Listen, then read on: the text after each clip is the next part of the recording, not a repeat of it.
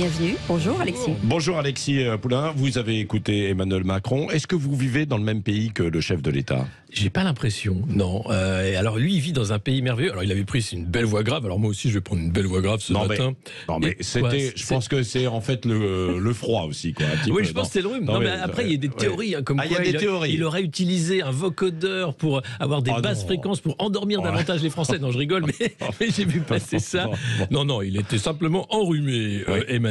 Et non, alors c'était un numéro quand même incroyable de campagne, évidemment, où pendant une demi-heure, c'est le seul candidat qui a droit à une demi-heure d'antenne, sans question, sans interruption, pour dire qu'il est génial, qu'il a un programme formidable et que ce qu'il a fait, c'est formidable, son bilan est incroyable. Je ne sais pas où il habite, mais chez lui, il n'y a plus de chômage, on n'est pas loin du plein emploi. Alors il oublie de dire qu'il y a quand même 13 fois plus de chômeurs que de postes vacants. Il a une baguette magique pour dire finalement les chômeurs, si vous ne cherchez pas d'emploi, hop, rayez de la carte, vous n'aurez plus d'allocation. Donc comme ça, c'est facile. La vaccination, alors pas assez, la 3e dose. En août, Olivier Véran, ministre de la Santé, nous disait, vous inquiétez pas, le pass sanitaire ne sera pas lié à une 3e dose. Bon, c'était en août. Entre-temps, voilà, Emmanuel Macron a décidé en Conseil de défense sanitaire que finalement, être libre implique d'être responsable et solidaire. Et donc, être libre, chez lui, au Macronistan, c'est avoir un pass sanitaire qui change tous les trimestres à peu près, puisqu'on ne sait pas s'il faut 3, 4 doses. Vous exagérez un peu, là, non ? Oui, mais qui exagère, honnêtement ? La liberté, c'est pas ça. Arrêtons de croire que la liberté, c'est d'avoir les gestes barrières, la vaccination, les masques, le pass sanitaire. Ça suffit. Non, ça, c'est une fable qu'il essaye de nous raconter et de faire croire d'ailleurs que ça marche. Or, la vaccination, le problème, c'est qu'au bout de 6 mois, il faut refaire une dose et qu'on attend les traitements. Lui-même le disait d'ailleurs dans son allocution, ils arrivent pour la fin de l'année, alléluia.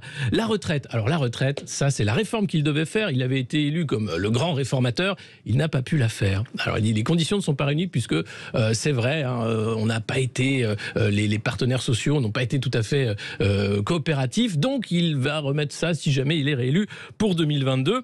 Et puis alors après, il y a tout qui va, la planète, l'Europe, bref, on attend la suite. C'est lui le sauveur de la France, le nucléaire bien sûr, et 19 milliards qui sortent encore du chapeau. Alors on ne sait même pas d'où ils sortent, maintenant il sort des chiffres, simplement pour dire, pour rénover les hôpitaux, les EHPAD. Formidable. Donc j'ai l'impression qu'il vit dans un pays merveilleux. D'ailleurs, les ministres ont peur de le fâcher. Oui, c'est sorti ce matin. En disant, suite à la sortie de Madame Vargon sur les maisons individuelles, il avait été très très fâché. Donc là, plus personne ne lui dit rien. Lui vit avec des chiffres sans doute embellis. Et ça fait peur en fait de voir un président finalement dans un monde virtuel, alors que les Français, eux, vivent la baisse du pouvoir d'achat, l'inflation, la peur de la précarité et du chômage. Et on a un président qui nous dit, vous êtes formidable, c'est super, on continue.